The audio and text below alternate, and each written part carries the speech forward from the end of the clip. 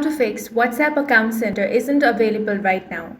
If you're facing this issue, then to fix it, the first thing you want to do is toggle on the airplane mode.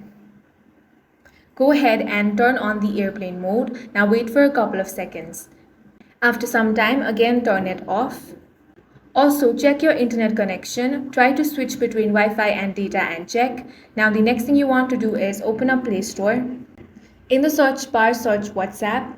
If you find the update option, go ahead and select that and update the app to the latest version. This is going to fix any bugs in the app. Now, if you're still facing this issue, go ahead and open up your settings.